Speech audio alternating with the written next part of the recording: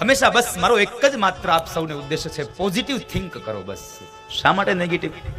ભગવાને જેટલું પણ જીવન આપ્યું છે, કદાચ આજના દિવસે તમારા જીવનમાં કોઈ તકલીફ આવે અને તમે દુઃખી થાવ, શું કરવાના હતા તમે? દુઃખી થવાથી એ તકલીફો જતી રહેશે? નહીં સાહેબ, જે તકલીફો આવી છે એની સામે જજુમવાની તમારામાં તાકાત હોવી જોઈએ, એ તમારી અંદર મનોબળ હોવું જોઈએ. જીવન છે તો દુઃખ તો આવવાનું સાહેબ. રાત અને દિવસ, સુખ અને દુઃખ, તડકો ને છાંયો, આ તો એક પછી એક આ સંસારના ક્રમો છે, સંસારનું ચક્ર છે, ચાલ્યા કરવાનું. જેમ જેમ તમે આગળ જતા જશો ને તેમ તેમ જીવનમાં ખૂબ દુઃખો આવતા જશે, ખૂબ બધી પરીક્ષાઓ થતી જશે, કસોટીઓ થતી જશે, પણ એ કસોટીઓમાંથી પાર થશો ને તો તમે આગલા ધોરણમાં તમે પાસ થશો, તો આગલા ધોરણમાં તમને પ્રવેશ મળશે. બહુ સંક્ષિપ્ત વાત તમને. પહેલા ધોરણમાં તમે પરીક્ષા આપો અને એમાં પાસ થાવ ને તો જ માસ્તર તમને બીજા ધોરણમાં મોકલે, ઉચ્ચ કક્ષામાં તો મોકલે. કસોટીઓ તો થવાની સાહેબ. કસોટીઓના કાળમાં તમારે શું કરવું એ તમારે જોવાનું છે. તમે તૈયારી એવી કરો ને કે તમે જયારે કસોટી દેવા બેસો ત્યારે તમે લખતા હોય ને આજુબાજુ વાળા તમને જોતા હોય, આ હું લખતો હશે, આ હું લખતો હશે. તમારી તૈયારી હોવી જોઈએ સાહેબ.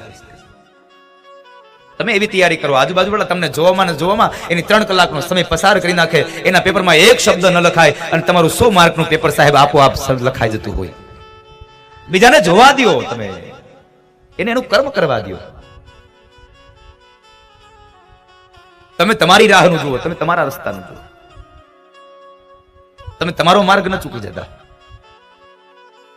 બાકી દુનિયા છે, દુનિયા તો બોલ્યા કરશે, થતું રહેશે. માટે જિંદગીમાં કોઈ દિવસ અહંકાર ન કરશો. મળેલી કોઈ સંપદા હોય, મળેલું કોઈ તમને યશ હોય, મળેલી કોઈ કીર્તિ છે તો એનો તમે સદુપયોગ કરો, પણ એનું ક્યારેય તમે અભિમાન ન કરશો, અહંકાર ન કરશો. આવી દિવ્ય ગાથાઓનો મહિમા ગાય અને કહેવાનું ભગવાન કૃષ્ણ ઇન્દ્રને કહે છે, હે ઇન્દ્ર, અહંકાર ન કરશો. ઇન્દ્ર જેવા ઇન્દ્રને પણ ભગવાન પાસે આવી અને પ્રાર્થના કરવી પડી. અને શું ઇન્દ્રે દ્વાપર યુગમાં ભગવાન કૃષ્ણની પ્રાર્થના કરી હતી? ભગવાન વેદવ્યાસે ભાગવત ઇન્દ્ર લખી છે પ્રાર્થના. વિશુદ્ધ સત્વમ તવ ધામ શાંતમ તપોમયમ ધ્વસ્તરજસ્તમસ્તમ માયામયોયમ ગુણસંપ્રવાહો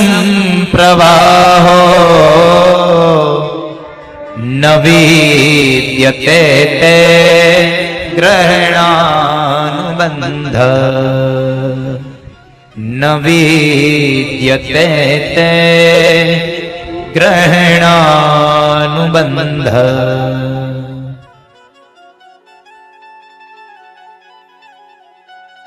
ઇન્દ્ર આવીને કહે છે, પ્રભુ, વિશુદ્ધ સત્વમ તવ ધામ શાંતમ, મને માફ કરો, હું આપણી લીલાઓને જાણી ના શકું. પરમાત્માની લીલાઓને કોણ જાણી શકે સાહેબ? આ દુનિયામાં કોઈ ન જાણી શકે. અને કદાચ આ પરમાત્માની લીલાને તમે જાણવા માટે નીકળી જશો ને તો પણ તમારી બુદ્ધિ કામ નહીં કરે. અને બુદ્ધિ કામ કરતી હશે ને વધારે પડતી એમાં લગાડશો ને તો તમારી બુદ્ધિ ચહકી જાય સાહેબ. અંતે આ સમાજ એમ કહે, આ ગાંડો થઈ ગયો, આ પાગલ થઈ ગયો. એ કવિએ બહુ સુંદર શબ્દ લખ્યા છે. ભીમ પલાસે કહે છે,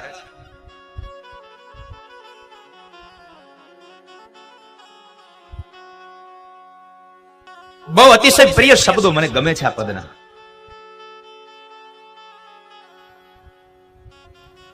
એ જાણવા જોવા તણી દિલ જંખના જાગી રહી. એ જાણવા જોવા તણી દિલ જંખના જાગી રહી. એ જાણવા જોવા તણી દિલ ઝંખના જાગી રહી. એ જાણવા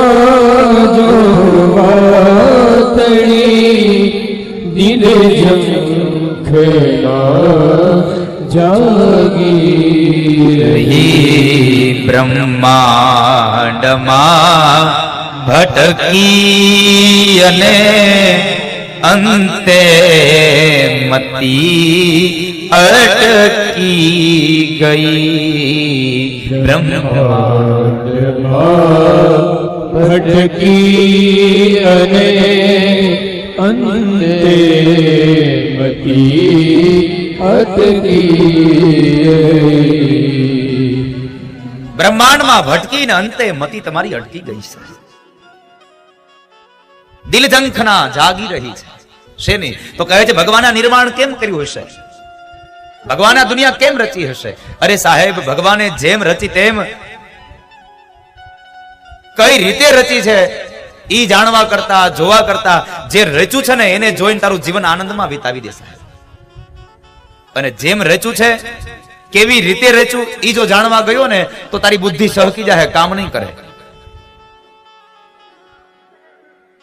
તારું ત્યાં પૂર્ણ થઈ જશે, તારી બુદ્ધિ કામ નહીં કરે. હવે એક સામાન્ય વાત સમજો. દરિયા કિનારે ખારા જળના એક દરિયાના કિનારે 50 થી 70 ફૂટ ઊંચું ઝાડ ઉગે, એને એક ફળ લાગે અને 3 પડ હોય. એને શ્રીફળ નાળિયેર ને 3 પડ હોય. ખારા જળના દરિયાના કિનારે ઉગેલી નાળિયેરી, એને લાગેલું એ ફળ 3 પડ વાળું, અને છતાં એની અંદર ભરેલું જે પાણી છે એ મીઠું છે. આ કઈ મીઠું પાણી ભરવા ગયું હશે સાહેબ? આ તમારી બુદ્ધિ કામ નહીં કરે.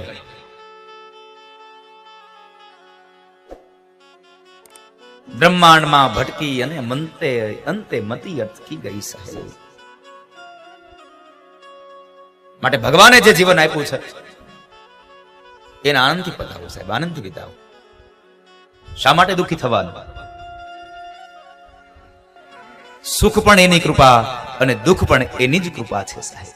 કારણ એક વાત યાદ રાખજો, સુખ આવ્યું તો એની પાછળ દુઃખ આવતું જ હશે, અને દુઃખ આવ્યું તો એની પાછળ સુખ પણ આવતું હશે. એમાં કોઈ સંશય નથી,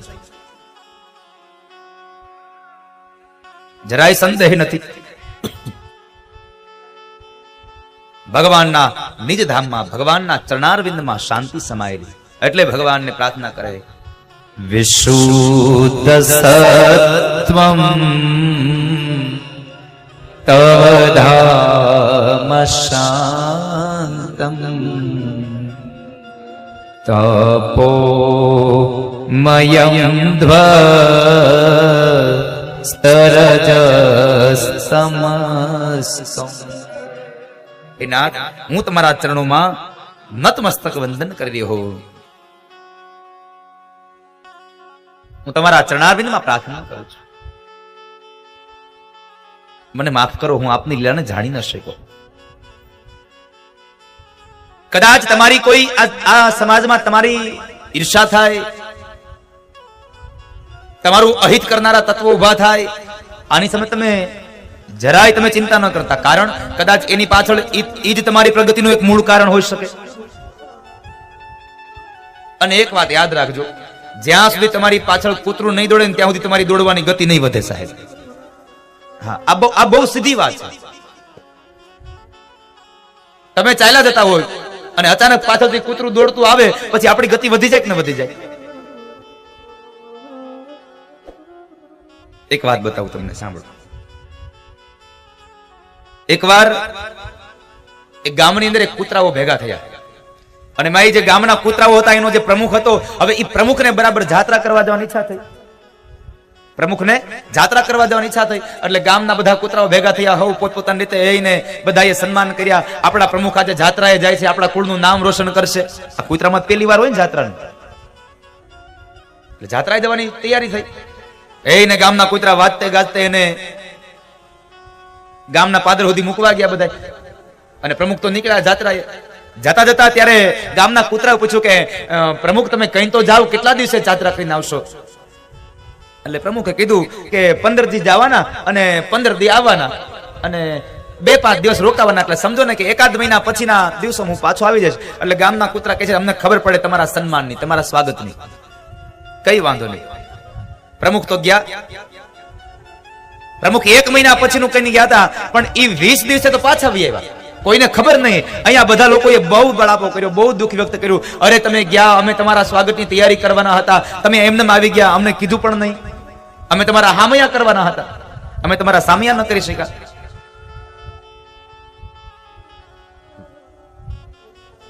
અમે તમારા સામયા ન કરી શક્યા. તમે તો કહેતા હતા 1 મહિના પછી આવીશ, તમે આટલા જલ્દી આવી કેમ ગયા? એ કૂતરાએ જે જવાબ આપ્યો છે ને, એ તમને બધા સાંભળજો. હું 1 મહિના પછી જ આવવાનો હતો. 15 દી જવાના, 15 દી આવવાના હતા, 5 દિવસ રોકાવાના હતા. પણ બન્યું એવું કે આપણા લોકોએ જ મારી એટલી ગતિ વધારી દીધી ને કે મારે 15-20 દિવસમાં પાછું આવવાનું થઈ ગયું. એક વખત બ્રહ્માજીએ કરદમ ઋષિને વાત કરી કે કરદમ ઋષિ, હવે તમે પણ સંસારને ચલાવો ને, આ સંસારને આગળ વધારો. કરદમ ઋષિ કહે છે, બ્રહ્માજી, હું સંસારને ચલાવું, લગ્ન કરું એનો વાંધો નથી, પણ જો લગ્ન કરું અને મારે ત્યાં જેવો તેવો દીકરો થાય તો મારું દાંપત્ય જીવન સાવ વ્યર્થ ગણાય. મારે ત્યાં ભગવાન જેવો જો દીકરો થાય ને તો મારે લગ્ન કરવા છે, નહીં તો લગ્ન નથી કરવા. એટલે બ્રહ્મા કહે છે, કામ કરો, તમે ભગવાનની પ્રાર્થના કરો. ભગવાનની પ્રાર્થના કરશો ને ભગવાન જો પ્રસન્ન થાય તો કદાચ આ તમારો પ્રસ્તાવ એને કહેજો. એટલે એ સમયે બરાબર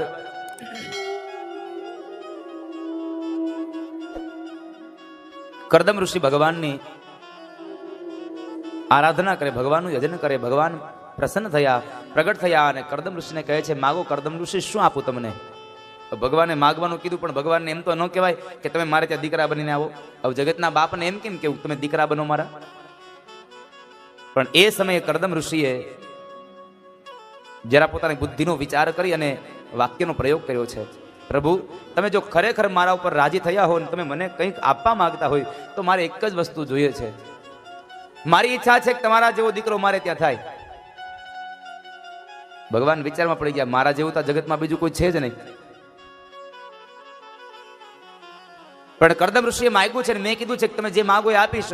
એટલે ભગવાન બોલ્યા કે કઈ વાંધો નહીં કરદમ ઋષિ, હું તમારે ત્યાં આ જગતમાં મારા જેવું બીજું કોઈ નથી, તો હું સ્વયં તમારે ત્યાં દીકરો બનીને આવીશ. ભગવાનને પછી યાદ આવ્યું, મારે દીકરો બનીને આવવું હોય તો કરદમ ઋષિને લગ્ન કરવા પડે. મારે માં જોઈ તો હજી તો કરદમ કુંવારા છે. એટલે ભગવાન કહે છે, કરદમ, તમારા લગ્ન તો થયા નથી, પણ હું તમારે ત્યાં કેમ જન્મું? અને ત્યારે કરદમ કહે છે, પ્રભુ, મારો કહેવાનો ભાવાર્થ એવો છે કે તમારે જો જેમાંથી જન્મ લેવો છે એ કન્યાને મારી હારે પરણાવી દો અને પછી તમે જન્મ લ્યો. માગતા માણસને આવડવું જોઈએ. ભગવાન ઉપર બધી જવાબદારી નાખી કે દીકરો બનીને આવવાનું કામે તમારું અને મને પરણાવવાનું કામે તમારું. ભગવાન પાસે માંગ્યું. ભગવાન કહે છે, તથાસ્તુ, સાંભળો કરદમ, આજથી 3જા દિવસના સૂર્ય ઉદયના સમયે તમારા આશ્રમમાં એક રથ આવશે અને એ રથની અંદર મનુ મહારાજ, શત્રુપા રાણી અને એની દીકરી દેવહૂતિ, આ ત્રણેય આવશે. દેવહૂતિ જ્યારે તમારે ત્યાં આવે અને તમારી સાથે લગ્ન કરવાની વાત થાય તો તમે દેવહૂતિનો હાથ સ્વીકારજો, તમે એની સાથે પરણી જાજો અને તમારે ત્યાં હું દીકરો બનીને આવીશ. ભલે પ્રભુ. ભગવાન અંતર ધ્યાન થયા. 3જા દિવસનો સૂર્ય ઉદય થયો અને બરાબર ભગવાનના કહેવા મુજબ મનુ મહારાજ અને શત્રુપા રાણી બે આવ્યા છે. આવી અને કરદમ ઋષિ સાથે એની પાસે ઉભા છે. કરદમને ખબર પડી કે આ 3 વ્યક્તિઓ આવ્યા, આના લગ્ન મારી સાથે કરાવવા આવ્યા છે, પણ લાવ જરાક પરીક્ષા કરી લઉં, કન્યા બરાબર છે ને. એટલે કરદમ ઋષિએ પરીક્ષા કરી 3 આસન બિછાવ્યા છે. 3 આસન પધરાવ્યા અને કહે છે કે આ પધારો એના ઉપર. મનુ મહારાજ અને શત્રુપા રાણી બેસી ગયા, દેવહૂતિ ન બેઠા. કારણ દેવહૂતિને ખબર છે કે મારા પિતાશ્રી મારું લગ્ન કરવા માટે અહીંયા ઋષિ પાસે સાથે આવ્યા છે અને આ ઋષિ મારા ભાવિ પતિ છે, તો મારે એની પાસે સેવા ન કરાવાય, મારે એની પાસે સેવા ન કરાવાય.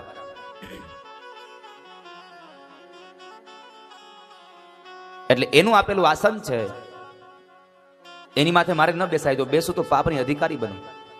અને બીજો વિચાર એ આવ્યો કે મારા ભાવિ પતિ છે, એને મને આજ્ઞા કરી છે, જો એની આજ્ઞાનું ઉલ્લંઘન કરું તો પણ પાપ થાય, હવે શું કરું? એટલે દેવહૂતિએ વિચાર કર્યો, આસનની બાજુમાં નીચે બેસી ગયા અને પોતાનો જમણો હાથ એને આસન પર પધરાવ્યો. આ બાજુ કરદમ સમજી ગયા પાત્ર બરાબર છે,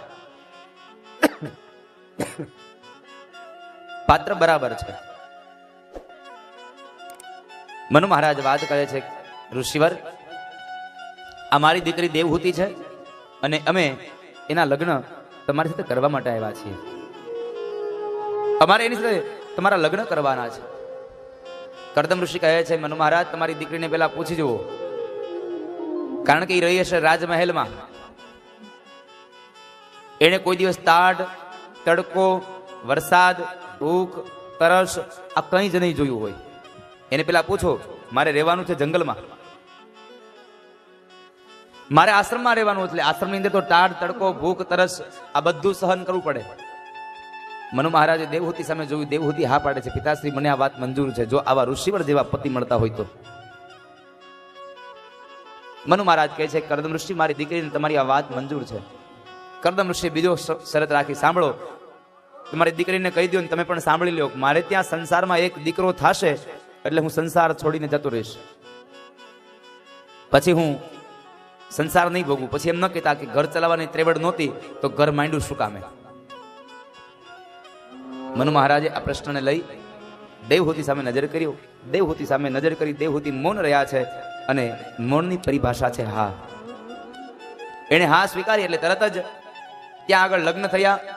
ખૂબ દાયજો અપાયો, અને એ દાયજો અપાયા બાદ એ દાયજાની અંદર મનુ મહારાજ અને શત્રુપા રાણીએ સુંદર મજાનો દાયજો એક વધારે આપ્યો છે, અને એ દાયજો છે સંસ્કારનો દાયજો.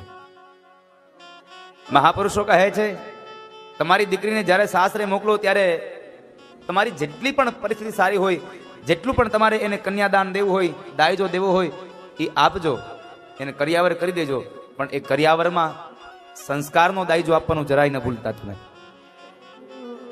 કદાચ તમે બહુ વધારેમાં વધારે ગમે તેટલું આપશો, મોટી મોટી ગાડીઓ ભરીને તમે એને કદાચ દાયજો આપશો ને, પણ જો એ દાયજાની સાથે તમારો સંસ્કારનો દાયજો નહીં હોય તો તમારા દાયજાની કોઈ કિંમત એના સસરા પક્ષમાં નહીં થાય. કદાચ થોડોક દાયજો કરિયાવર ઓછો હશે, પણ તમારી દીકરી સંસ્કારી હશે તો એને ક્યારેય સાંભળવું નહીં પડે કે તું દાયજો, તું કરિયાવર નથી લાવી. માટે કહું છું કે દીકરીને જ્યારે સાસરે મોકલો ત્યારે તમે એને સંસ્કારનો દાયજો આપવાનું ન ભૂલશો. સંસ્કારનો દાયજો આપજો, એને કરિયાવર આપજો.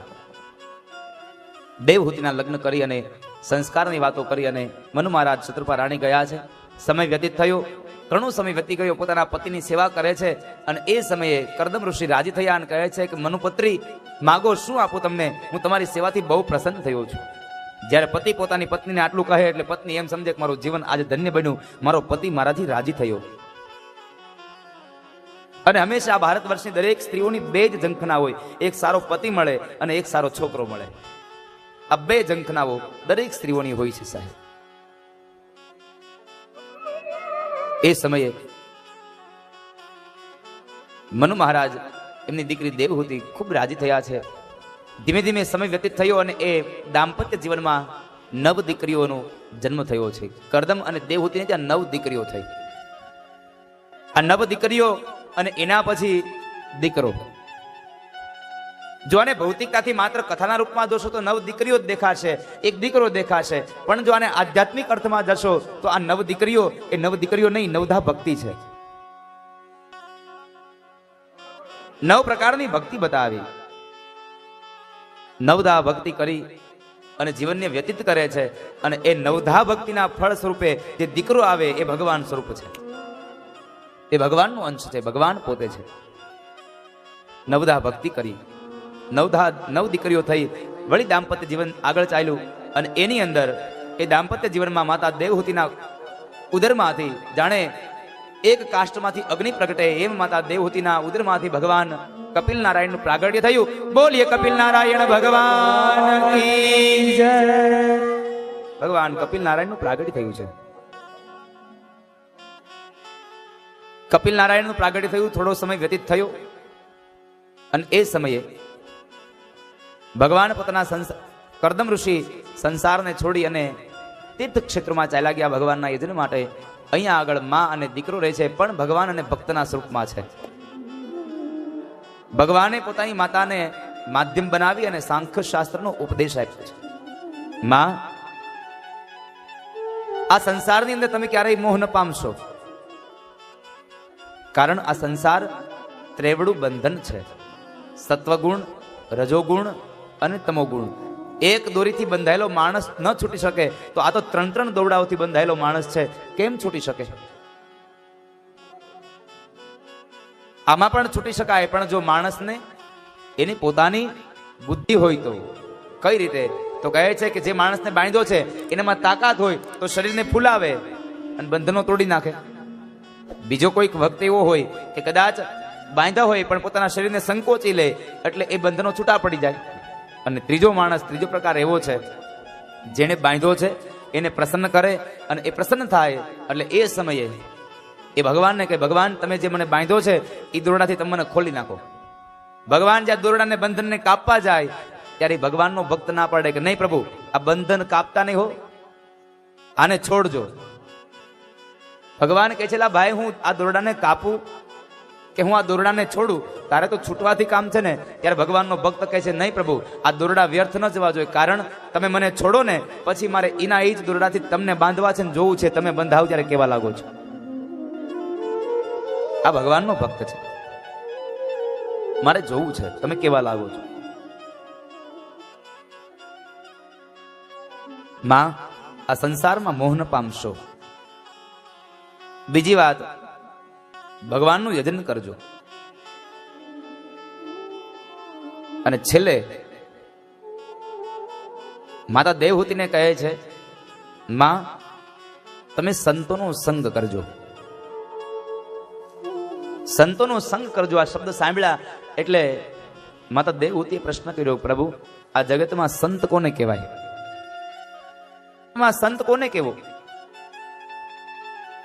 અને ભગવાન કપિલ નારાયણ કહે છે માં જેની આંખમાં દયા ભરી છે, જેની આંખમાં કરુણા ભરી છે, જેની આંખમાં મમતા ભરી છે, દરેક જીવાત્મા પ્રત્યે દયાનો ભાવ છે, પ્રેમ છે, લાગણી છે, હૂંફ છે, જેનું જીવન પરોપકારી છે એ આ જગતનો સાચો સાધુ છે, એને સંત કહેવા. ઘરને મૂકીને વયા જાય એને માત્ર સંત ન કહેવાય. ભલે સંસારમાં રહે છતાં પણ જે પોતાના સ્વભાવથી જે માણસ સારો છે સંત છે. અને હું તો કહું છું ભગવા કપડા પહેરવાથી સંત નહીં થવાય સાહેબ, સ્વભાવ સુધારવાથી સંત થવાશે. માટે તમારા સ્વભાવને સારો બનાવો, તમારા સ્વભાવને સંત જેવો સ્વભાવ બનાવો, કારણ સંત હંમેશા નિર્મળ હોય છે. એનામાં જરાય ઉગ્રતા, જેનામાં જરાય કટુતા, જરા દેશ, રાગ, ઈર્ષા આ કશું નથી હોતું સાહેબ. એને તો બસ ભગવાનનું ભજન કરે અને બાકી જ્યાં થતી હોય ત્યાં સેવા કરે. એ ભગવાન જેવડા દિલડા જેના નવક દિયે છલકા સાગર જેવડા દિલડા જેના નવક દિયે છલકા ઝેરના ઘૂંટડાને જીરવી જાણે, ઝેરના ઘૂંટડાને જીરવી જાણે તોય અમૃત સૌને પાય સાચા સાધુએ મયોળખાય હરિરસ પિયે બીજાને પા એ સાચા સાધુએ મયોળખાય હરિરસ પિયે બીજાને પા. આ જગતનો સાચો સાધુ છે જે માણસને પોતાના અંદર દરેક જીવાત્મા પ્રત્યે ભાવ ભર્યો છે, લાગણી ભરી છે, કરુણા ભરી છે. અને એ માટે માં સંતોનો સંગ કરજો. જ્ઞાનનો ઉપદેશ આપ્યો છે અને કહે છે કે માં આ શરીરમાં તમે ક્યારેય મોહ ન પામશો. આ શરીરને માત્ર ઉપરથી સારા સારા આવા ચામડાના પડ ચડાવેલા છે એટલા માટે સારું દેખાય છે, બાકી અંદર તો માંસ અને રુધિર ભર્યા છે, હાડકાઓ ભર્યા છે. માટે તમે શરીરમાં ક્યારેય મોહ ન પામશો.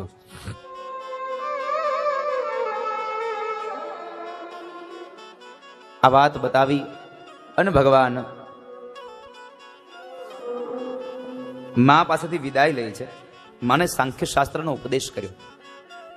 કપિલ ગીતાનું ગાન કરવા માટે ભગવાન મા પાસેથી નીકળ્યા અને ભગવાન ત્યાંથી નીકળી અને સીધા જ જે જગ્યાએ ગંગાજી સાગરમાં ભળે છે એ જગ્યાએ આવી અને પોતાનો આશ્રમ બનાવીને ત્યાં કપિલ નારાયણ ભગવાન કપિલ ગીતાનો પ્રચાર અને પ્રસાર કરે છે.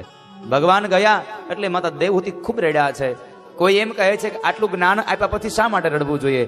દીકરાના વિયોગમાં નહીં, ભગવાનના વિયોગમાં ભક્ત રડે છે. ભગવાનના વિયોગની અંદર એ રડે છે. આ બાજુ માતા દેવહૂતિ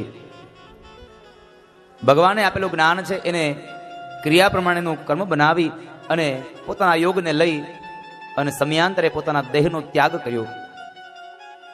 દેહનો ત્યાગ કર્યો અને જે જગ્યાએ માતાને મુક્તિ મળી, માતાને સિદ્ધિ મળી, એટલે એ જગ્યાનું નામ પડ્યું સિદ્ધપુર. ઊંઝાથી આપણે આગળ જઈએ એટલે પાટણ ગામ, અને પાટણમાં જે બિંદુ સરોવર છે એ બિંદુ સરોવરના કિનારે માતા દેવહૂતિને મુક્તિ મળી છે.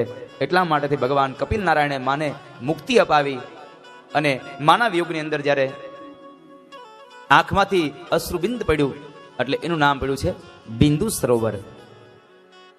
આજનો માણસ, આજનો દીકરો પણ યુવાન પોતાની માતાની મુક્તિ માટે સિદ્ધપુર જઈ અને માનું શ્રાદ્ધ કરે એટલે માને મુક્તિ મળે છે. અને બીજી વાત, પિતાશ્રીના શ્રાદ્ધ માટે બિહારમાં ગયાજી જવાનું. ગયાજીમાં જઈને શ્રાદ્ધ કરે એટલે પિતૃઓને મુક્તિ મળે છે. માતા દેવહૂતિને માધ્યમ બનાવીને ભગવાને સાંખ્ય શાસ્ત્રનો ઉપદેશ આપ્યો અને અંતે ગંગા કિનારે ગયા. જ્યાં ગંગા અને સાગરનું મિલન થાય ત્યાં આગળ ભગવાન ગયા છે અને કપિલ ગીતાનો પ્રચાર અને પ્રસાર કરે જીવાત્માના કલ્યાણ માટે. એ કથા સુખદેવજી મહારાજે રાજા પરીક્ષિતને વર્ણવી અને સુત નામના પુરાણી શૌનકાદિક ઋષિમુનિઓને મૈત્રેય મહારાજે વિદુરને બતાવી અને ત્રીજા સ્કંદની પૂર્ણાહુતિ કરી અને ચતુર્થ સ્કંદમાં પ્રવેશ કરાવતા મહર્ષિ વેદવ્યાસ બોલ્યા છે, યોંતઃ પ્રવિશ્ય મમ વાચમિમાં પ્રસુપ્તા સંજીવયત્ય ખિલ શક્તિધર સ્વધામ્ના અન્યાસ્તહસ્તચરણ શ્રવણત્વગાદિન પ્રાણાન્નમો ભગવતે પુરુષાય તુભ્યમ. ભગવાનની કૃપા હોય તો હું અને તમે બોલી શકીએ, ભગવાનની કૃપા હોય તો આપણે ભોજન લઈ શકીએ, ભગવાનની કૃપા હોય તો આપણે ઊભા થઈ શકીએ. ચોથો સ્કંદ એટલે 4 પ્રકરણોની કથા છે, ધર્મ, અર્થ, કામ અને મોક્ષ.